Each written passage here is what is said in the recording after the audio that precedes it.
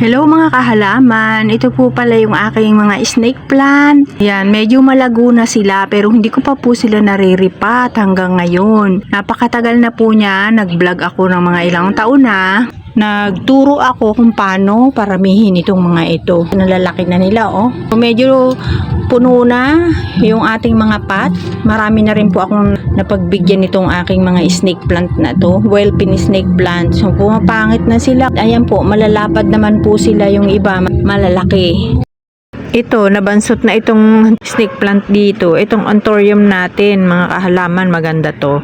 Marami po itong mamulaklak. All year na namumulaklak po ito. 2 puno po itong aking anthurium. Ito yung nasa ibaba yung isa. Tapos meron po akong paminta dito. Hindi naman na maganda, nasa tower pot. Tapos itong ating anthurium na kulay pink ang bulaklak. Masipag po itong mamulaklak, mga kahalaman. Di po siya nawawalan. Sa buong taon po meron siyang bulaklak. 2 or 1, basta hindi nawawalan. Wala na po yung magaganda dyan kasi yun yung pinamigay ko, yung magagandang dahon. Madalas pa po yung madisgrasya noon sa pusa kasi lagi pong nahuhulog yan. Meron tayong mga nahulog. Tapos ito yan, katulad niya, mga nahulog po yan.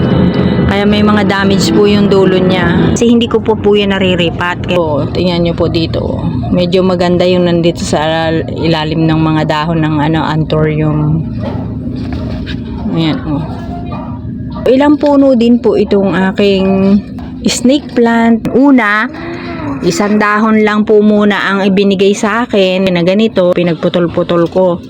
Tapos binigyan uli ako ng 1 uling dahon. Ngayon po ay medyo marami na siya at madami-dami na rin po akong napagbigyan nito. So hindi ko pa siya nariripat. Katulad nito, bumagsak ito nung isang araw dahil dun sa aking mga dugi naman.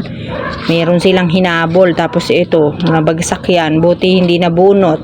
Pero madali lang naman niyang buhayin kahit mabunot siya. Kaya sira na yung pot niya. Ayan yan, ang lutong na rin po. Matagal na kasi itong mga pot ko. Ilang taon na yan. Yan pa yung ibinlag ko po noon na sa isang pot ko. Kunti lang po ang dahon. Parang 1 or 2. Yung ngayon po, punong-puno na po yung kanilang mga pot, mga kahalaman. Hindi ako nagre-repat po kasi wala na tayong space. Kung magre-repat pa ako, di saan ko na naman po sila ipapatong. Kaya hindi na po ako nagre-repat. Hinahayaan ko na lang po sila dyan sa pot na yan na magkumpul-kumpul o dumami o magsuwi-suwi sila. Patulad po nito, malaki naman po itong pot na to. Marami pa siyang space dyan na kaya pag tumubo yung kanyang mga dahon, maluwang pa. Sa ilalim, meron pang space yan, marami pa. Kaya okay lang na hindi sila iripat kasi may space pa. Ito lang yung medyo puno na, tapos hindi maganda yung mga dahon nila. Ibaba ko pala para makita nyo. Ayan po yung isang pot. Ang dami ng laman. Ang dami ng mga dahon.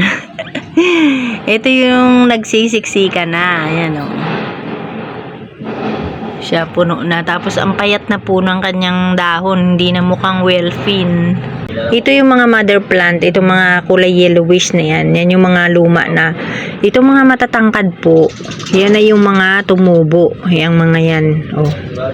Matangkad na malalaki. Yan po yung mga tumubo na sa kanila. Kasi ito yung mga luma. Ito lang yung mga yan nandyan. So yan po mga kahalaman ang ating share sa ating well-fin snake plant. Maraming po salamat sa inyong panonood, mga kahalaman.